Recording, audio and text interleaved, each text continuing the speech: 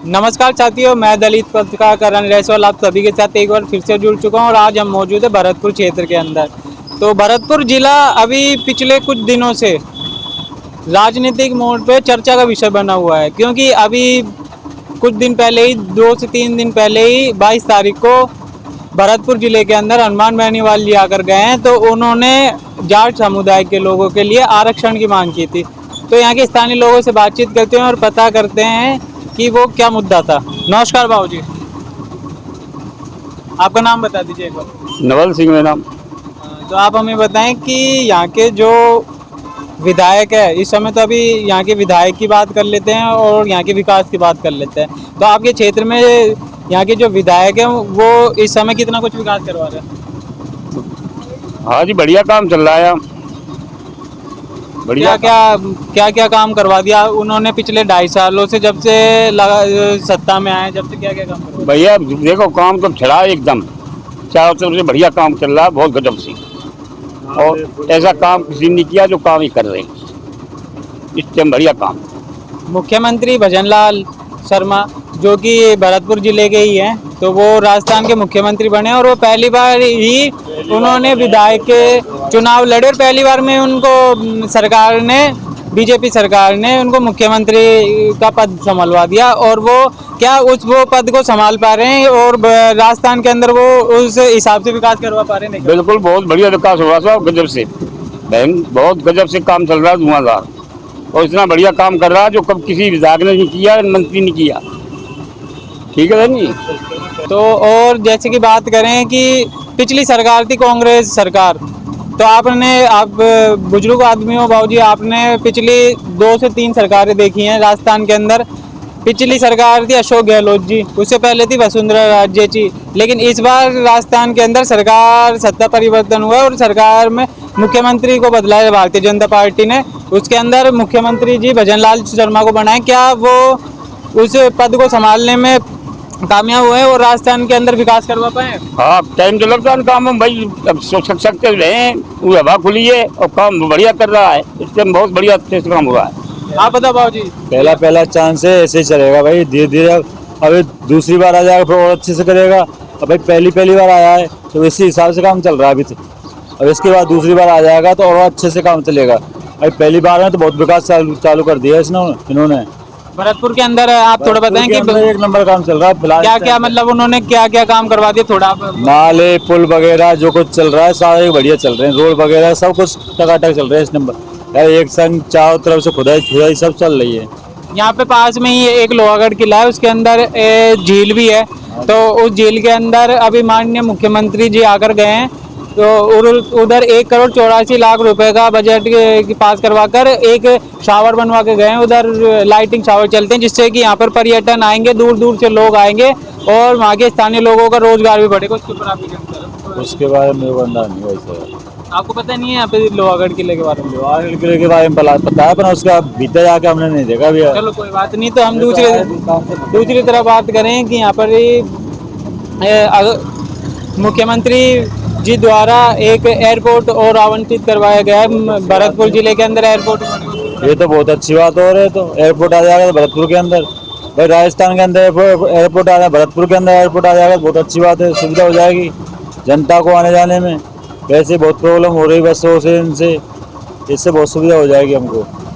तो बात करें भजनलाल जी की सरकार जब से बनी है, जब से भरतपुर क्षेत्र के अंदर यहाँ के स्थानीय लोगों का कहना ये है कि हमारी जो पिछली सरकार थी उन्होंने जो विकास छोड़ के गए हैं वो भरतपुर क्षेत्र के अंदर जब से सरकार में भजनलाल जी हैं उसके बाद वो कार्य पूर्ण रूप से होने लगे हैं। उनसे सबसे बढ़िया काम चल रहा है पहले नंबर में। पिछली सरकार से सबसे बढ़िया काम चल रहा है। अब चारों तरफ से काम जो चला है ना, एक नंबर चल रहा है काम अभी फिलहाल में तो। और इसके बाद दूसरी बार आ जाएगा तो फिर और अच्छे से चलेगा भाई। क्या पहली बार ही तो वो आया है अभी सरकार। तो आप बाबू जी आप बताएं कि जब से मुख्यमंत्री भजनलाल जी की सरकार राजस्थान के अंदर आई है, वो मुख्यमंत्री भरतपुर जिले के ही बने हैं, सरकार ने उन्हें चुना है। तो क्या उस हिसाब से भरतपुर जिले के अंदर विकास हो रहा है, नहीं हो रहा? भरतपुर जिले का पूरा विकास हो रहा है, अच्छा विकास हो रहा है। क्या क्या काम? सभी मंदिरों का, सब सड़कों का, नालों का, सब का ध्यान है, सबका अच्छा काम करा रहे हैं। वो पुराने मंदिर टूटे पड़े हैं, रास्ते घेर रखे हैं, उन रास्ते चौड़े करवा रहे हैं। आपकी नज़रों में पिछले 2.5 सालों में भरतपुर जिले के अंदर कितना कुछ विकास हुआ है, कितना काम करा? काफी बदलाव आया, अभी 2 साल बाद दिखाई देगा, काम पूरा होने के बाद दिखाई देगा ये बदलाव। तो अभी काम चल रहा है। काम चल रहा है अभी। और बात करें जो पिछली सरकार थी उसमें अशोक गहलोत जी थे, वो राजस्थान के अंदर 15 साल तक मतलब 3 बार मुख्यमंत्री थे, तो 15 साल उन्होंने राजस्थान के मुख्यमंत्री पद बार संभाला, लेकिन उस हिसाब से उन्होंने के भरतपुर जिले के अंदर काम करवाया या फिर जो कि पहली बार के मुख्यमंत्री बने हैं भजन लाल जी, उन्होंने इस क्षेत्र में काम करवाया? गहलोत सरकार ने कोई काम नहीं किया भारत में। भजन लाल जहाँ है, भजन लाल जब से गाँव के लिए दूसरी सड़क डालवाना, गाँव से गाँव जोड़ना, सारी सड़कों को चौड़ा कराना, पानी की समस्या, नालियों को भरवाना, ये सारे ओवर ब्रिज सारे काम ये उन्होंने जाना है। और बात करें कि यहाँ के जो अभी 22 तारीख को इधर हनुमान बेनीवाल जी भी आकर गए हैं, जाट समुदाय के लोगों के लिए आरक्षण की मांग करके गए हैं, तो आपको पता है कि वो हनुमान बेनीवाल जी जाट समुदाय के लिए क्या क्या बोल कर गए हैं? ये तो राजनीतिक पार्टियां हैं, जाट आरक्षण तो एक केंद्र का मामला यानी कोर्ट में अटका हुआ है। भजनलाल शर्मा ने भी इसके अपने डिजाइन भेज चुके हैं, ऐसी बात नहीं है, समझौता डिजाइन भेज रहा है, कोर्ट करेगा उस हिसाब से मिलेगा आरक्षण। तो और जैसे बात करें कि यहाँ के जो महाराज है विश्वेंद्र जी, उन्होंने डिजाइन तो एक उन्होंने ये दावा, हनुमान बेनीवाल जी जब रैली के लिए उन्होंने मांग करी थी, तो उन्होंने ये बताया था कि हमारे भरतपुर जिले के अंदर यहाँ के स्थानीय नेता ही हैं और यहाँ के जो नेता है वो ही आरक्षण की मांग कर लेंगे, यहाँ पर कोई दूसरा नेता ना आए और वो अपनी राजनीतिक रोटियां ना पकाएं। उसके बावजूद भी यहाँ पर हनुमान बेनीवाल जी आए हैं रैली निकालने के, उसके ऊपर आप क्या कह रहे हैं? भाई हनुमान बेनीवाल लाने वाले और कई एंटी पार्टी के जो नेता हैं वो उस दूसरी पार्टी ज्वाइन की है। पहले वो कांग्रेस में थे, फिर वे बसपा में चले गए, अब ये पार्टी ज्वाइन की है, उनका यही काम है नई पार्टी ज्वाइन करना और उनको बुलाना, ये है पार्टी का।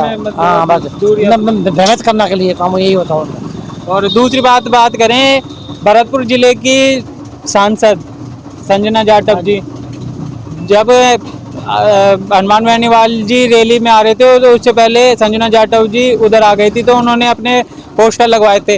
तो जैसे ही बात करें जैसे हनुमान बेनीवाल जी की नज़रें उन पोस्टर पर गई तो उन्होंने संजना जाटव जी के खिलाफ अभद्र टिप्पणियां करी, उनके लिए गालियों को प्रयोग करे। उसके ऊपर आप क्या कहना चाहते हैं? उन्होंने ये गलत किया है। संजना जाटव भी प्रयास होता है, ऐसी बात नहीं है, उन्होंने भी प्रयास किया संजना जी ने आरक्षण के लिए, पर उन्होंने ये प्रति गलत शब्द बोले थे बेनीवाल जी ने। किसी जाति का हो, किसी पार्टी का हो, जनता के लिए काम करता है वो नेता माना जाता है। आप भी बताओ बाबूजी कि जैसे कि कल वो 22 तारीख को हनुमान बेनीवाल जी आए थे, तो उन्होंने संजना जाटव जी के जैसे ही पोस्टर देखे तो उन्होंने संजना जाटव जी के लिए गालियों का प्रयोग किया। क्या अभी भी ऐसा लगता है कि दलित वर्ग के लोग हैं उनको अभी भी वो समानता सरकार या फिर यहाँ के जो बड़े पद के नेता हैं वो अब तक वो समानता ही नहीं दे पाए? नहीं भाई, गलत काम तो गलत किया। नाराज कोई जाति हो तो कोई जाति बात ही हो, नाराज बोलना तो बहुत गलत है। हनुमान बेनीवाल जी अपने आप को 36 कौम के नेता बताते हैं, फिर भी वो दलित वर्ग के लोगों के खिलाफ ऐसी अभद्र टिप्पणियां कर रहे हैं। वो दलित वर्ग के लोगों के नहीं, वो यहाँ की भरतपुर जिले की जो सांसद है उसके खिलाफ ये कर रहे हैं, और वो जो यहाँ के निम्न वर्ग के लोग हैं मतलब दलित, उनके खिलाफ तो वो और भी क्या बोल सकते हैं, मतलब जैसे वो सांसद को ही नहीं छोड़ रहे। भाई देखो, कोई भी हो अनडिसेंट किसी की पार्टी का नेता हो, अनडिसेंट गैर भाषण बोलना गलत है और बिल्कुल ही नाजायज है। हनुमान बेनीवाल जी एक राष्ट्रीय नेता होगा दलित वर्ग नहीं, इससे बड़े नेता होकर के फिर किसी को गलत बोलना तो गलत बोला भाई, गलत सबको बुरी लगी, पब्लिक को बुरी लगी है भाई। किसी भी आदमी को गलत बोलना तो नाराज है। अरे तू नेता, आप बताओ जी कि हनुमान बेनीवाल जी ने जो संजना जाटव जी के लिए जो शब्दों का प्रयोग किया है वो क्या एक राष्ट्रीय नेता को शोभा देता है? ऐसे शब्द राष्ट्रीय नेता को नहीं, ये खुद गुंडागिर्दी करते फालतू के लोग हैं, तो फालतू की बकवास करते हैं, उनको नहीं बोलना चाहिए। ये गलत बोला है, भजनलाल शर्मा जी खिलाफ बोला है, वो अभद्र बोला है, उसको शर्म आनी चाहिए इस तरह से बोलने में, ठीक है।